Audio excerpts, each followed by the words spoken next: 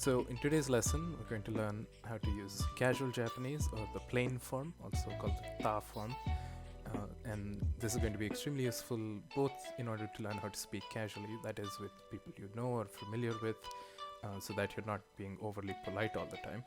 But then also because we're going to use this ta form when we create more complex sentences. It's one of the ways that you have to convert your sentences into, which we'll see one example of today when we talk about compound sentences.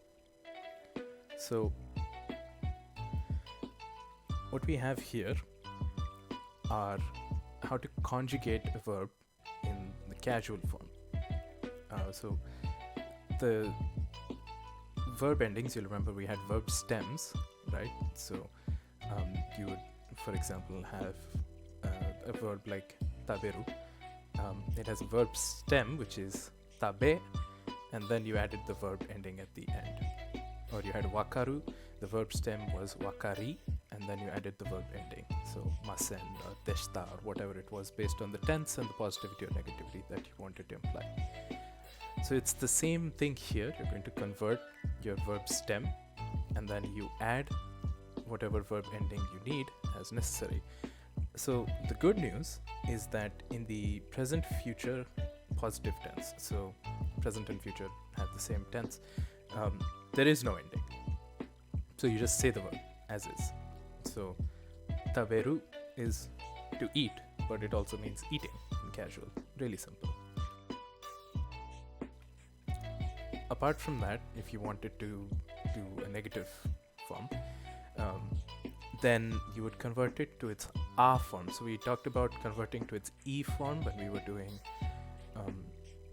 for the regular verbs. For example, wakaru would become wakari. That's the e form. In this case, it would be the a form, so wakara, and then you add whatever verb ending it is. So if it's a regular verb, wakaru becomes wakara. Wakara plus nai becomes wakaranai, which is don't understand. And if it was taberu, which is an iru-eru verb, then you drop the ru just like you did before, and then your verb ending changes to nai. So instead of tabemasen, it becomes tabenai. And then the past negative form, you convert it to the a form and add nakatta, which, if you remember the last lesson, is how you were conjugating adjectives to the negative form if they were e adjectives. So nai becomes nakatta. The same thing here. So your wakara plus nakatta. So I didn't understand in the past would be wakara nakatta. And if it was an iru-eru verb like taberu, drop the ru as before, and then you add nakatta. So tabere nakatta. Iku is correct for both of you. No ending, it's just iku. You don't have to change it. For the present or future negative, the iku, you have to change it to a form. So iku, the verb ending, actually becomes ika plus whatever it is that you have. So if it's the present negative, that's ikanai. So ikanai. And if it's the past negative, it's ikanakatta. Kairu is to come back. So we had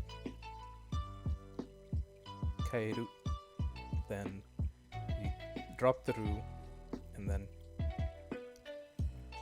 kainai, and then kaenakatta. Yeah, it's ikanai.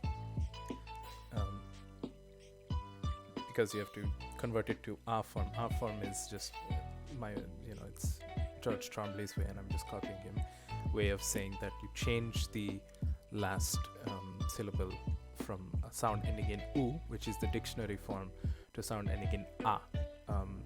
When we were doing the polite form before this, which is what we studied up until now, for regular verbs we changed it to an e, so it was ikimasen or something like that. In this case it becomes ika nai. So masen is replaced with nai, but it's not iki, it's ika. So that's these three tenses, the present and positive and negative, and then the past negative. But I've omitted the past positive, and there's a reason for that.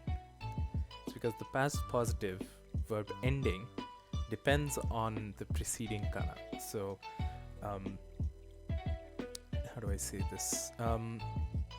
We had the verb iku, right? So, whatever this last one is in the verb, in the u form, that determines what kana it's going to end with. And I have examples. It's going to be important to remember all of these endings, but I wouldn't say that it's imperative that you know them right now at this moment. What's more important is to know that you can refer to this slide to figure out what it should be. And then over time, as you use verbs and you see them in a casual setting, you'll get used to just sort of, you'll have an intuition for which one it should be. Just, they'll start to sound natural because you're being exposed to them more. And just to go over them though, u, tsu, and ru will end in ta. Bu, mu, and nu will end in nda. Ku will end in ita, except when it's iu, in which case it becomes itta. Gu ends in ida, and su ends in shita. So here, I have an example for each one. So we have taberu, which is to eat. Taberu ends in ru. Ru from our previous chart is ta, so it becomes tabeta. So you just replace that sound, the ru sound, with ta sound. Next is nomu. Nomu is to drink. Mu down here ends in nda, so it becomes nonda, which is I drank. Next is kaku. Kaku is to write.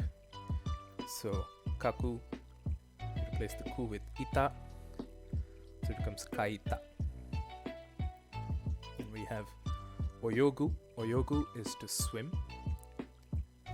Ku changes to ita, so it becomes oyoida. And last we have kesu. What was kesu? I wrote it down somewhere, but I can't remember off the top of my head. Either way. Actually, maybe I do have it. No, I don't. Kesu ends in su, so it becomes shita, so it becomes keshita. When you convert it to past positive specifically, you have to pay attention to what the last kana is and use the appropriate verb ending, which is why I separated it from the rest. So for all the others, the ones that we talked about before, it doesn't matter. It's going to have the same ending no matter what, either the nai or nakatta, and you just have to modify the preceding kana to the a form or just drop the ru, depending on if it's a regular verb or an irregular verb. But regardless of whether it's an irregular verb or a regular verb, all verbs will have the same pattern when they're past positive. Also, I'll mention, so iku becomes itta, and iu becomes iita. Sorry, I mixed those up. So iku becomes itta, it's a special exception, that's the only one you need to care about. And then iu, which was to speak, is actually iita. Okay, I did have it. So kesu is to erase. So keshita was erased.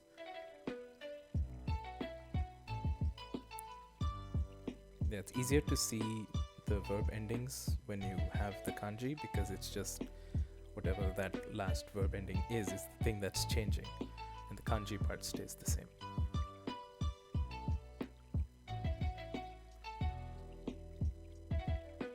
Okay, so let's look at iku again with all of the conjugations here. So this part here, this is the verb iku, which is to go. So you have iku with no change is the casual form for present tense. So for example, you might say kombini iku, which is let's go to the kombini, or I'm going to the kombini. Kombini is convenience store. So that's all. You don't have to say ikimasu, which was what you had to say in polite form. You can just say iku. You get to cut it short. Or you can say ikanai instead of ikimasen. You can just shorten it. It's ikanai. So a lot of these, you can sort of imagine it. They're more dismissive. They're less polite. It might not seem like that to us when you're learning it for the first time, that why is ikimasu polite and ikanai not as polite. But, as you listen to more Japanese sources, maybe you will develop that sense. I did a little bit. I don't know. Language feels either smoother or rougher. Yeah, there's also the tone of voice that they will speak it with, Waters. So it's not just how short it is, although that definitely happens. But then it's also, they further say it faster, they say it rougher, there's less focus on enunciation. So that probably plays into it as well. Here we have the example for itta. So this is the special case. Normally it would be ita, but iku is a verb that gets an exception, and it's just itta. This is pretty much the only one, so don't worry. And so itta is I went, and then ikanakatta, I didn't go. Compare it to miru. Miru is an irregular verb. So iku was a regular verb, which is why you had to convert it to the a form. Miru is an irregular verb, so we're going to drop the ru. So this is the verb miru. No change. Miru, I'm seeing or will see. Minai is I'm not seeing. Mita, so it's a ru form. Ru ends in ta. So mita is I saw, and minakatta is I didn't see. Mita is one that you might actually hear on HoloLive streams, because frequently you might have someone say, "Oh, did you see this?" So then they'd ask you, "Did you see it?" So you're like, "Oh, mita," and some verb ending after that's possible, like sentence ending, mita no, mita nano. But the important thing is you might hear mita when you watch HoloLive streams. Especially, I think Miko says it a lot. So there you go. That's how you do an irregular verb. Here is an irregular verb. So I didn't talk about the pattern for irregular verbs. It's somewhat the same, but the verb stem changes. The good news is there are only 3 regular verbs in Japanese, and we're going to talk about the 2 that you know so far right now, and then later I'll talk about suru, which is the 3rd irregular verb, and I'll talk about how to conjugate that on its own later. So kuru and aru are the 2 irregular verbs. Kuru is to come, and then aru is to be for inanimate objects. So the verb kuru doesn't change, it stays kuru in the past positive or future positive. It becomes ko nai instead of ku nai. It changes to ko for some reason. Then it becomes kita, so it's not consistent, and then it becomes konakatta, which is konai conjugated to past is konakatta. So you just have to remember that for some reason it is konai, kita, and konakatta. This will come with experience though, because there's only 3 irregular verbs. I think that it's fine to just memorize these 3 and you should be okay. No rules to it, just know what they mean. Same thing with aru. Aru it stays aru here in the present and future positive form. It becomes just nai when you have the present or future negative. So the a gets dropped as well. So it's just nai, which is, the thing that you're adding at the end of all these things. When it's aru, which is to be, then it's just nai. Past tense, it becomes atta rather than what you'd expect, which is ata, because it ends in a ru. It becomes atta, which is different but not too hard to remember. And then nakatta is just nai conjugated like adjectives, so nakatta. No, it's not. There's more, but it's important that you understand how to conjugate the verbs first, because that's where most of the change is. So you'll remember things like this, right? Those change as well. But the overall sentence structure doesn't change. So that's the good news, right? The way that you say sentences does not change. What is mainly changing is just the sort of additional context that you add into verbs or adjectives. Even adjectives don't change, it's the verbs mainly that change. And this is where this could be argued to be a verb, in which case that's only verbs that are changing. So there are some things that do happen with casual form though, such as you just drop certain markers like your topic marker or whatever. You just drop words because whatever, it's assumed. So you're less explicit, you're speaking faster, so some sounds just disappear even though they should technically be there, because it's just understood that yeah, that should be there, but it's obvious, so you don't have to say it. So Kyo Tokyo ni iku. This is simple, right? So I said konbi ni iku. This is Tokyo ni iku. See what else. So if you were saying this in the polite form, it would be Tokyo ni ikimasu. But here it's just iku. So the sentence structure has not changed. All that's changed is the verb conjugation. So it's iku instead of ikimasu. And it's I'm going to Tokyo. So simple. Everything that you know already about Japanese sentence structure stays the same. The way that you used your object, destination, subject, topic, marker, all of those, nothing changes. Only thing that's really changing is like what is noticed, mostly the verb conjugations, and a couple of other things will happen, but we don't have to worry about those yet. Here's a bigger sentence. It's a sentence that we did in the polite form, and now we're converting it into plain form. So, Rainen no natsu ni Tokyo ni iku. Demo, Okinawa ni wa ikanai. So, Rainen no natsu was the summer of next year. So, Rainen no natsu, nothing has changed. Ni is the time marker in this case. So, Tokyo ni iku, we just saw last time, is I'll go to Tokyo. Demo, but Okinawa ni wa. So, Okinawa ni is the location marker. And then, so you're saying that is your topic. To Okinawa is your topic. And then ikanai instead of ikimasen. So, ikanai is I won't go. So, it's a sentence we've done before. And you notice most of it stayed the same. All that changed is this part here was ikimasu, which became iku, and this part here was ikimasen, which became ikanai. So this is what I was talking about. Your sentence endings will change as well when you switch to casual form rather than in polite form, I guess. So this is plain form, and then that's polite form. So in plain form, this changes to da. So this one is probably one that you've heard a lot. There is, I think, a clip where Subaru bursts into a room. It's from Hologra, and she just says, Ozura keisetsu da. So it's this changes to da.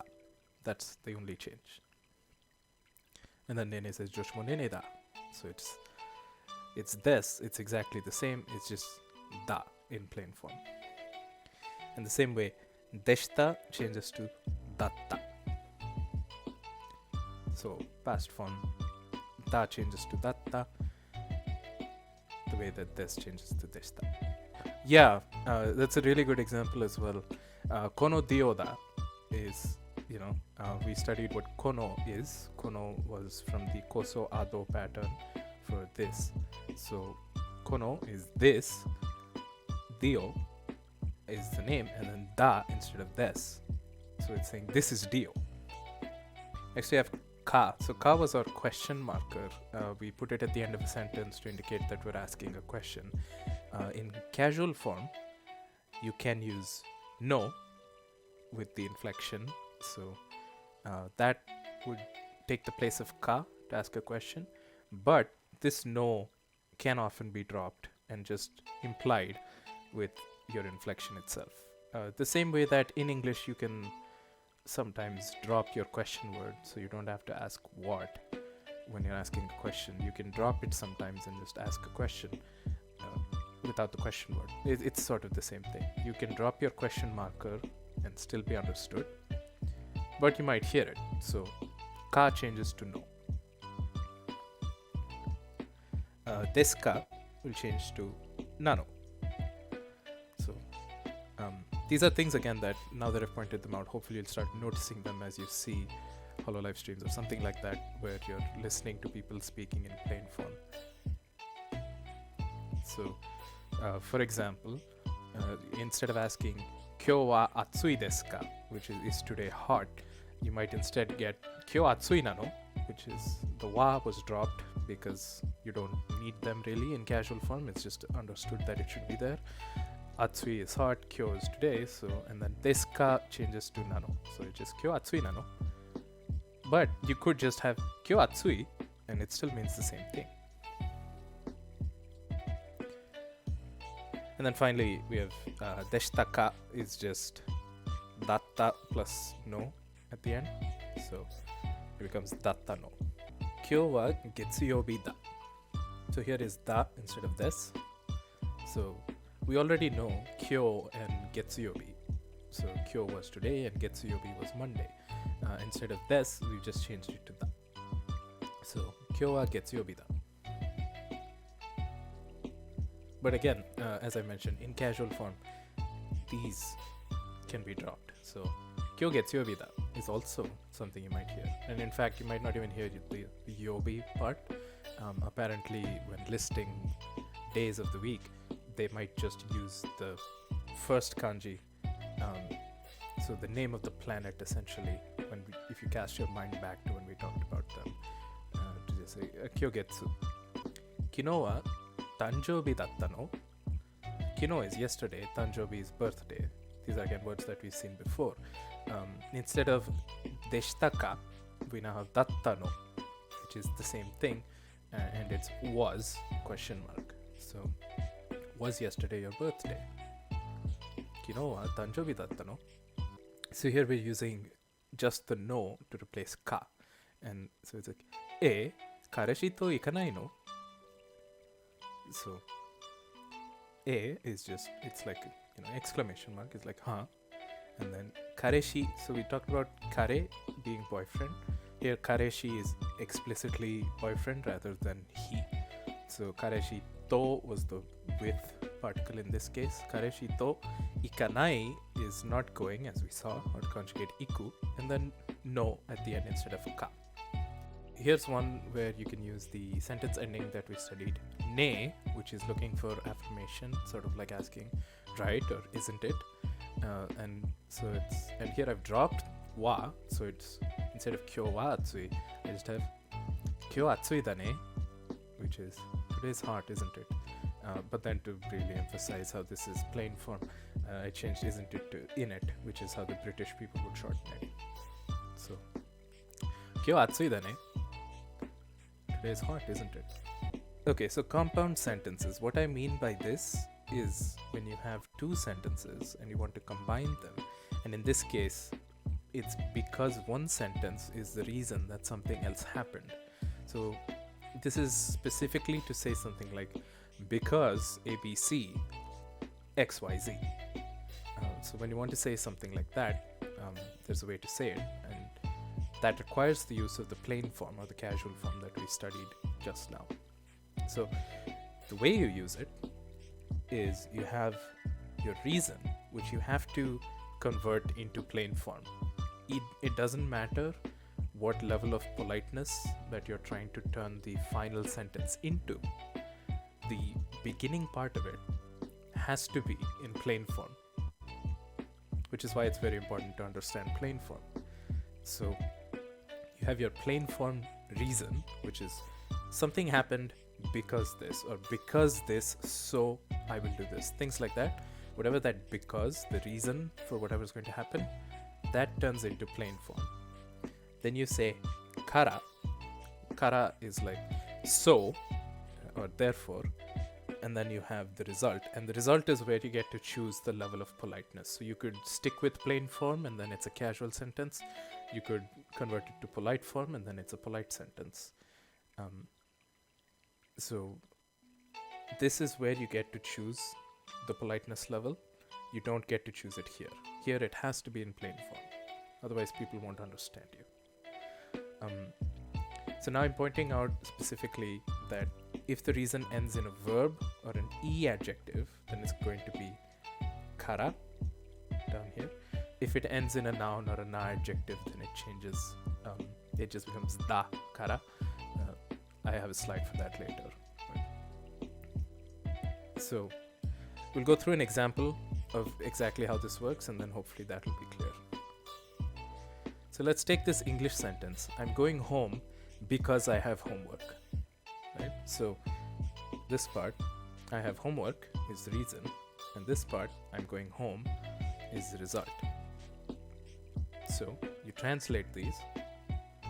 You take the reason, I have homework, and you convert that to plain form Japanese. So homework is shukudai.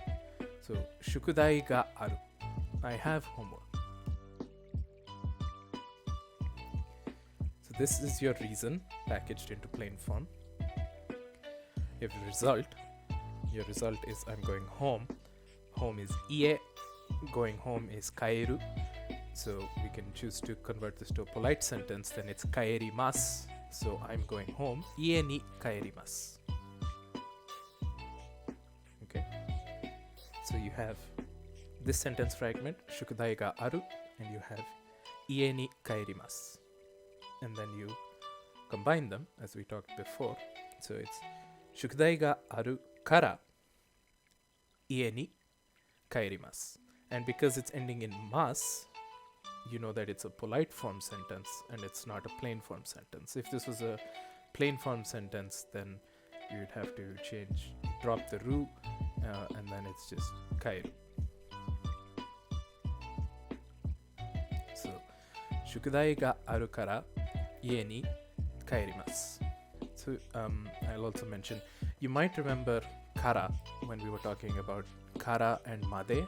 Kara was from, and then made was until. So when we were talking about going from place A to place B, or when something happens from time A till time B, we had kara and made. This is the same kara as that. So it's sort of like from this reason originates the result that occurs. As English speakers, that doesn't really make sense. So it's better to translate this as because or so. You could just as easily translate this sentence to I have homework, so I'm going home.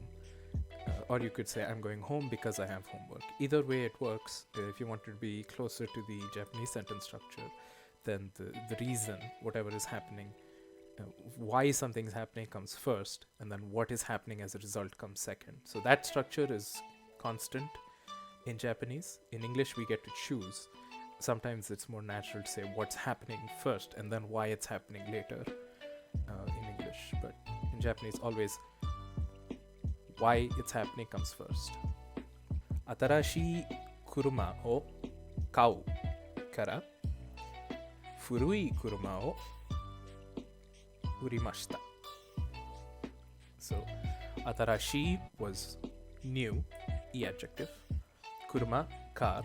So atarashi kuruma is new car o kau. So kau is a verb which means to buy, and kau with no changes means that it is plain form, present tense positive or future positive. So atarashi kuruma o kau kara, which is I am buying a new car or I will buy a new car. We don't know which yet. Kara, so or therefore. Furui was old one, e adjective again. Kuruma, car again. So furui kuruma is old car. O urimashita. So urimashita is uru is to sell. So urimashita is past tense positive, I sold. So I sold my old car.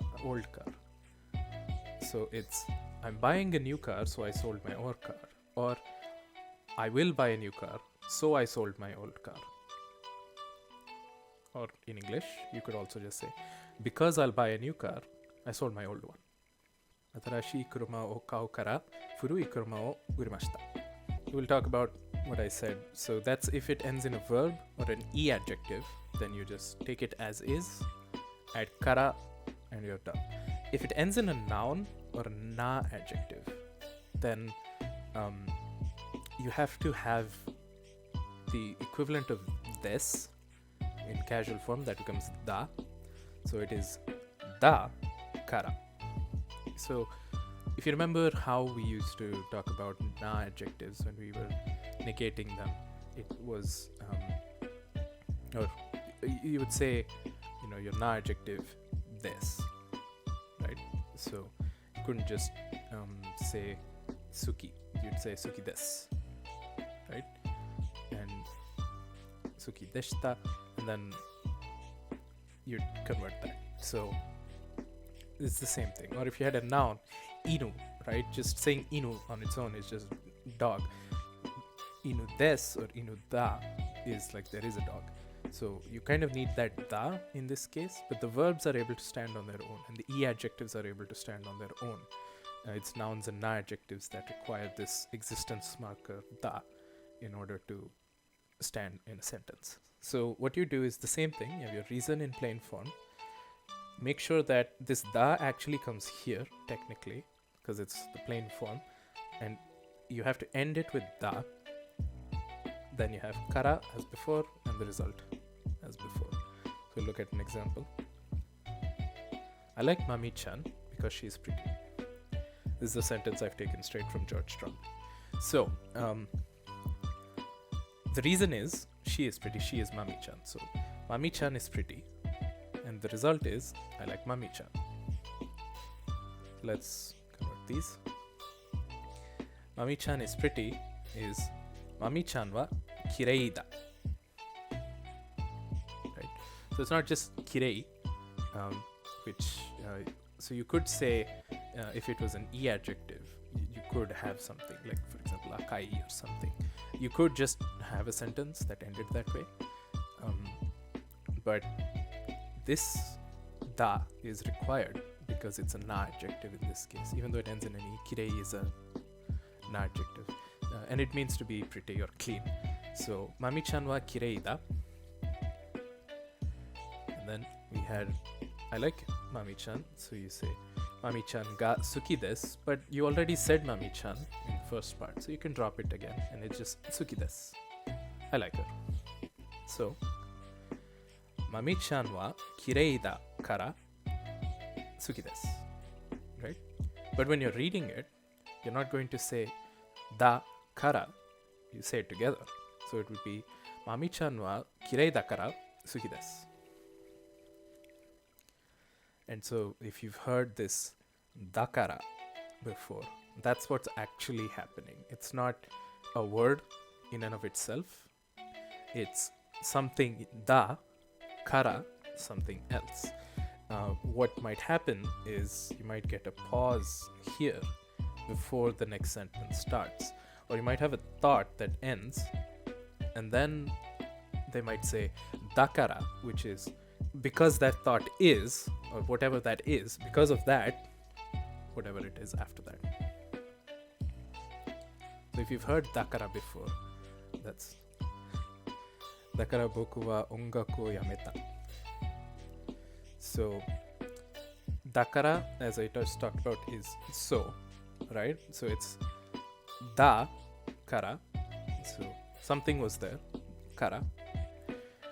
Boku is me, ongaku is music, and yameta is yameru, which we just said in casual form.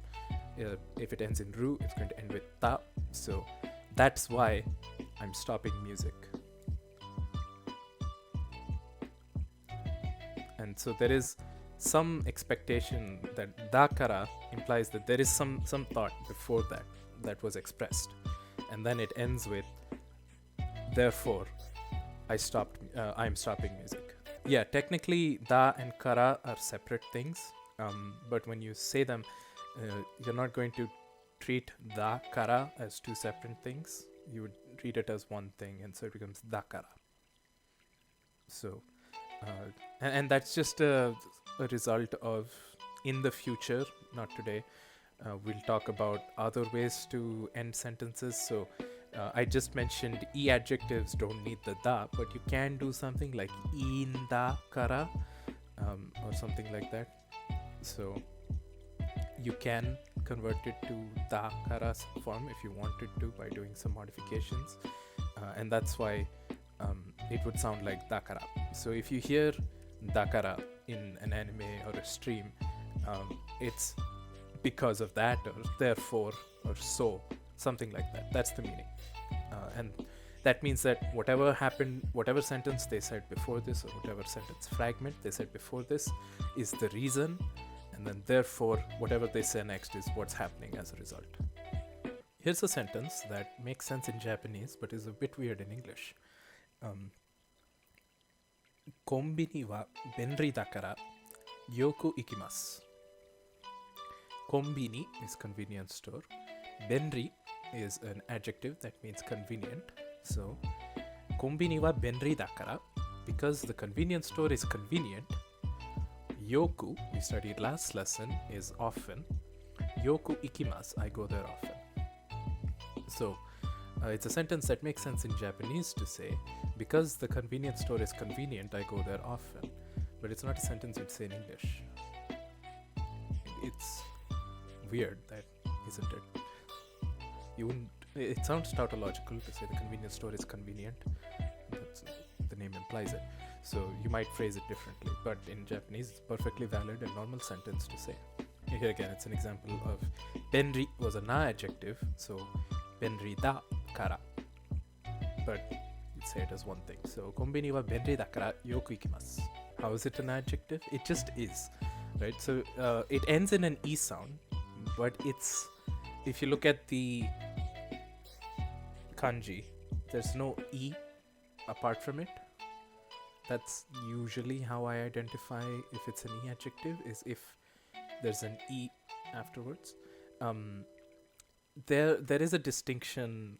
Some are descriptive adjectives and some are nominal adjectives or something like that. There's a linguistic distinction between them, which is why they have different conjugations. But for our situation, we don't need to be that advanced or technical about it. We can just know that sometimes there are na adjectives that end in e sounds, like kawaii, and those are just exceptions that you just learn to deal with. Because, you know, that's how Japanese people also do it. They know, oh yeah, this is a sound that ends in e, but it sounds weird to treat it like an e adjective, so treat it like a na adjective. They just have a sense for it, and that's how I would encourage that you treat it as well. Just go out there and listen to Japanese, and you'll pick up what sounds more natural, and that's how you will internalize which it is, rather than memorizing it off of a book and then being confused like, oh, is this an e adjective or na adjective? Just remember how people are using it. Benri dakara rather than benri kara, which sounds weird. We're back to another koso ado pattern, and this time we're talking about the konna, sonna, anna, donna.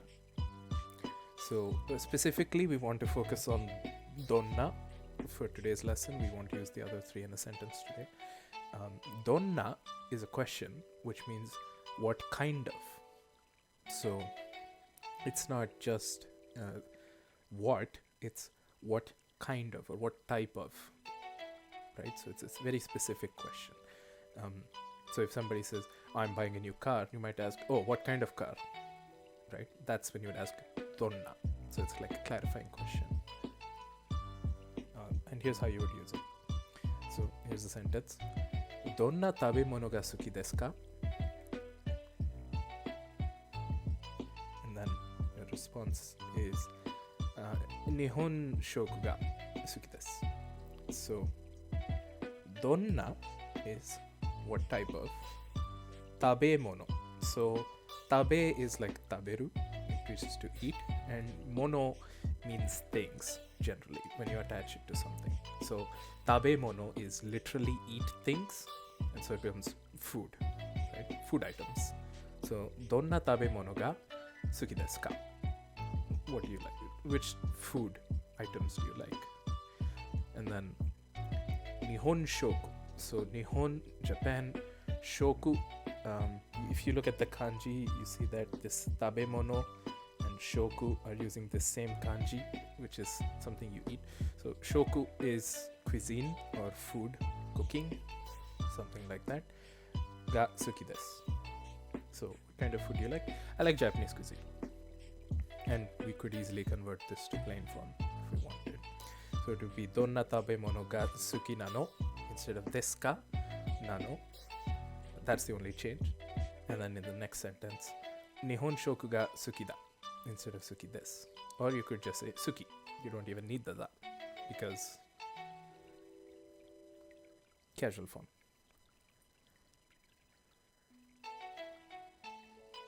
And you can drop the ga as well. So you could just say Nihon shoku suki. Alright. So now we'll talk about the third irregular verb and the last irregular verb. So I'm calling it the doing verb, suru. This is probably the most important verb to understand because when you see how suru is used, you'll realize suru can basically be used to invent new verbs.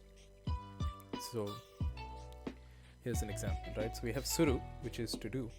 If you say renshu o suru, renshu is a noun which means practice. If you say renshu o suru, you're saying, oh, I'm doing practice, which in English is just to practice. Similarly, benkyo o suru, benkyo is studies or homework, but benkyo o suru is I'm studying. And then the last example, sports o suru, so I'm playing sports.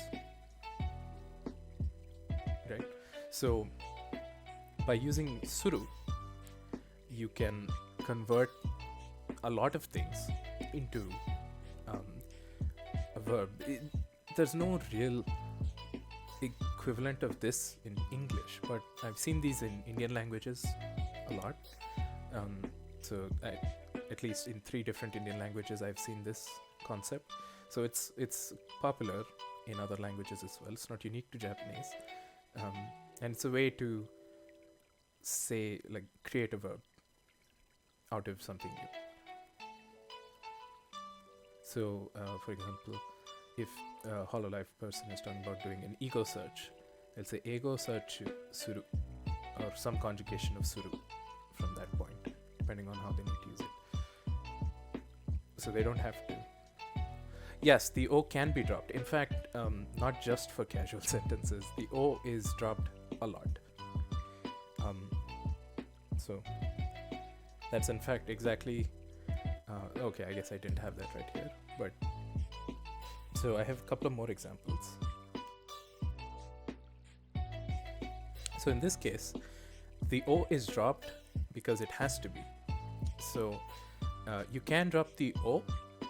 Just to we'll stay on this slide, talk about it. You can drop the O so that it's just renshu suru and then benkyo suru rather than rensho o suru and benkyo o suru, or sports suru instead of sports o suru. You can drop it. In casual speech, definitely drop it. Even in polite form, you can drop it. It's not too important. In fact, it might sound a little stilted and too practiced if you keep it in there. So while you're being technically correct, people aren't going to expect it because it's a little weird, it's dropped so frequently. Here, we're looking at specifically cases where you have to drop it. And that's when O is already used in the sentence. So then it's weird to have it multiple times because O is marking something that is having a verb done to it. So in that case, having something that's having a verb done to it, having a verb done to that is a weird concept, and you can't chain it like that. So you just drop it for sure in those situations. So here's an example. It'll make more sense than what I was just saying. So, Nihongo o benkyou suru. So I didn't have space to write this in hiragana. So just remember it from the previous slide or just trust what I'm saying right now. So, Nihongo is Japanese language. Nihongo o benkyou suru. Benkyou suru is benkyou o suru with the o dropped, which is to study. And so Nihongo o Japanese benkyou suru. I'm studying Japanese. And then the next one is renshu suru. So you have guitar o renshu suru. So guitar is guitar written in Katakana. And then you're practicing guitar is gita o renshu suru. And then you can replace the o with the no if you wanted. So it could be Nihongo no benkyou suru or gita no renshu suru. It depends on the context, whichever you feel like using. They don't mean anything different. They're both equally valid. So let's talk about how you actually use suru. So you would attach suru to the end of something like that, like we've just seen. And then you have the two ways to conjugate it. This is polite form. And this is plain form. So we'll do polite form first. So suru becomes shimasu, shimasen, shimashita, shimasen deshita. Right? So you can think of it as suru's verb stem is shi, and then you add your verb ending mas, masen, mashita, masen deshita. So shimasu, shimasen, shimashita, shimasen deshita. When you're doing the plain form, suru doesn't change, it becomes suru. And then you change it to shi, so it becomes shinai, shita because ru changes to ta, and shinakatta. And you'll notice there's no kanji here. This is a hiragana thing. So anytime you conjugate suru, it will be hiragana because suru is like grammar. So there's no kanji for it, so which makes things easier. Yeah, shinakatta is just shinai in past tense. If you remember the adjectives lesson, nai becomes nakatta when you change it to past tense. So janai and kunai became janakatta and kunakatta. The same thing here, shinai becomes shinakatta. So that's why I suggested to think of adjectives being conjugated in that way, as e adjectives will change to katta, because that pattern carries over to verbs. So nai becomes nakatta.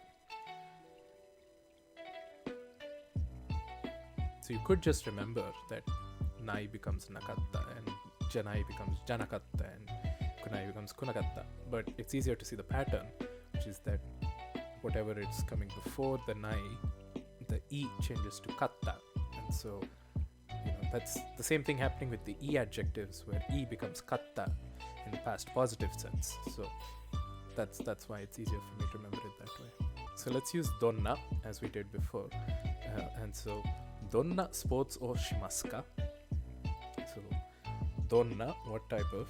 Sports o, sports. Shimasu ka? Shimasu is the polite form present tense positive or future tense positive conjugation of suru. So sports shimasu ka is playing or will play, and then ka, question. So what type of sports do you play or will you play? And then the response is Sakka to tennis o shimasu. This is both katakana. Sakka is soccer, and then tennis is tennis. So what sports do you play is a more natural translation, rather than what type of sports will you play. It's what sports do you play, and then I play soccer and tennis. This is probably something that you would hear in a classroom. So this is in plain form, and it says kino no shukudai shita no. So it's just shita, not so there's no o or anything. It's just kino no shukudai, yesterday's homework, shita no, did you do it? So this is an example of just using suru on its own. It doesn't have to be, I mean, you could argue that shukudai suru is to do homework, right? And then so that's what's happening here. Or you could think of it as just suru, in this case is just do, and that's being conjugated. So shita is the casual form or plain form past tense positive conjugation of suru, and then no instead of ka because it's plain form. So you can imagine the teacher asking student this, right? So kino no shukudai shita no, and then the response comes back hai shimashita. So hai shimashita is polite form, even though the speaker used casual form. because they're the teacher, the student is going to be a little reverent towards them, show some respect, and so respond in polite form even though the question's asked in casual form. This is a pattern that you'll see when you're speaking to someone who's considered superior to you. You're expected to respond more politely even if they don't speak to you politely. So not to say that casual form is impolite, rather that it's just base, it's normal form. And then you have polite form, which is showing some reverence. And then you have keigo, which is honorifics form. So that's when you're showing a lot of respect to the person. So that would be reserved for something like a company CEO or a prince or someone like that. And then you also have like humble form, where you make yourself lower, and that's usually used by like clerks or someone, waiters, someone like that, to guests, where they put themselves down and treat you like someone special. Those two forms we will not study for a while, so don't worry about those. So, 昨日の宿題したの? はい、しました. Which is, did you do yesterday's homework? Yes, I did. And I guess now is as good a time as I need to tell you that hi is technically polite form, and casual form translation for hi is just so, which you could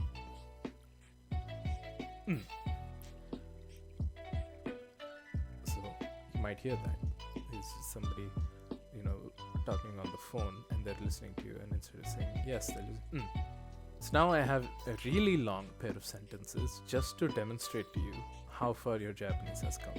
So if you followed everything so far, then you will actually be able to understand most of what's being said here, as long as I give you the vocabulary. So let's go over it. So it says, the first speaker says, 月曜日におばあさんと食い物をします。一緒に行きませんか? And the response is, ごめんなさい。仕事があるから行きません。So, the only new vocabulary for you here is 買い物. 買い物 is 買う plus 物. So we had 食べ物 was 食べる plus 物, which is eat things, so it became food items. Here, 買い物 is 買う, which is to buy, plus 物. So it's shopping, basically. So 買い物をします is shopping, basically. We'll do shopping. So 月曜日におばあさんと買い物をします。一緒に行きませんか? is 月曜日 is Monday. おばあさん is grandmother. So on Monday, with my grandmother, I am going shopping. 一緒に is together. 行きませんか? So 行く to go. 行きません is not go. But remember, we talked about 行きませんか is the suggestive form, which really means you're suggesting someone, will you do this with me? And in this case, when you say 一緒に行きませんか, it's will you do this with me together? Right? So the first sentence is, on Monday, I'm going shopping with my grandmother. Will you come with me? Let's go together. And then the response is, ごめんなさい. Sorry. 仕事 work. So 仕事があるから because I have work. 行きません. I won't go. So sorry, I have work, so I won't go. So there's your full sentence translated to English. I'm going shopping with my grandmother on Monday. Won't you come along? I'm sorry, I've got work, so I can't go. So here we've taken this like very big, involved sentence, but we've built up all the grammar that you need to be able to understand what's happening here. So you've come very far if you've managed to stick with me and understand all this. Yeah, it's all coming together. Next lesson, we'll finally start on kanji. So it should be, I probably will have relocated by then. So if I have to skip next week, I hope you'll understand, just because I'm moving. But that's why I'm doing kanji, just because I think it'll be easier for me to be able to put it together despite the move. So yeah, we'll start with kanji. We'll do the traditional sort of learning order, which is you learn like the numbers first, even though I've shown you those already. But more importantly, I'll maybe talk about some of the principles of kanji and tricks on how to learn, talk about kunyomi, onyomi, things like that. So those will start to be helpful. Thanks for coming, everyone. Thanks for bringing your questions. Definitely revise this lesson. It's going to be very, very important. And we'll see you all in the next one.